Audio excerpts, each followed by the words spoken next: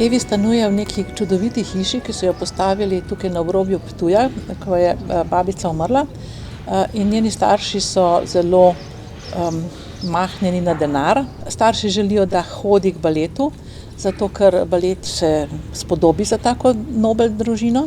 Vendar, ko doživi nasilje strani fantov, starejših fantov, ugotovi, da se z baletom ne bo mogla braniti in začne trenirati karate.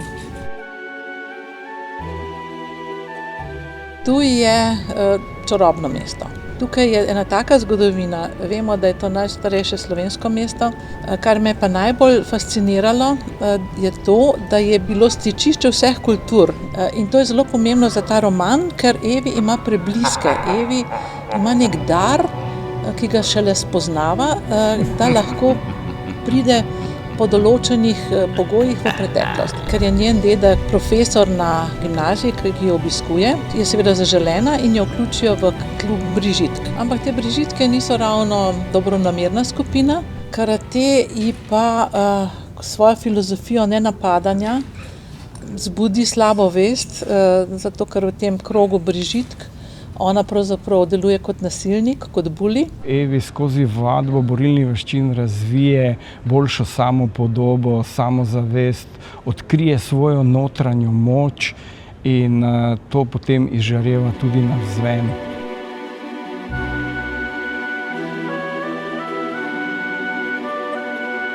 Treniram karate in to v baletni glasbi. Balet, ja, tam bo prav gotovo branil pred nasilneži. Številni mladostniki se danes soočajo z to problematiko, z nasiljem.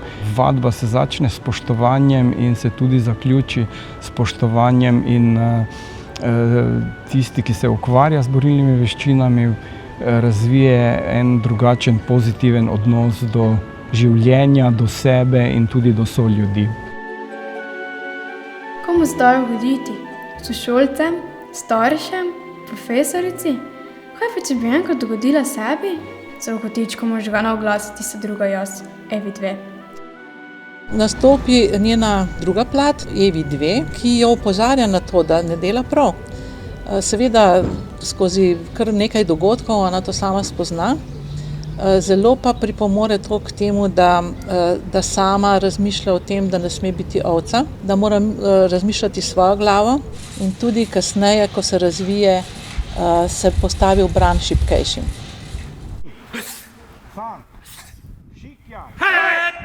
Na karateju spozna deklico Lucijo, ki je malce starejša in z njo vzpostavi izjemno lepo vez, sta veliki prijateljici in tudi na koncu, ko gre zgodba kar v nevarne vode, je ona v tej ekipi, skušajo premagati zlo, ki se skuša polastiti teh vrednih predmetov, ki so na Ptuju.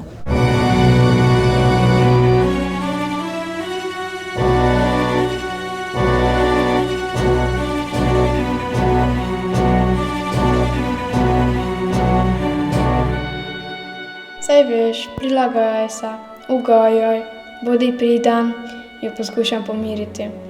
Tako nikomur ne narediš nič hudega, pa tudi nič dobrega, pribije moja zopernica. Nič več luzarka, nič več prestrašena miška, vsaj ne na notri, nič več roza štor. Sklenila sem, da se bom na novo izoblikovala. Osvojila bom črni pas v karateju. Moje telo bo smrtonosno orožje. Ostala bom karate dekle.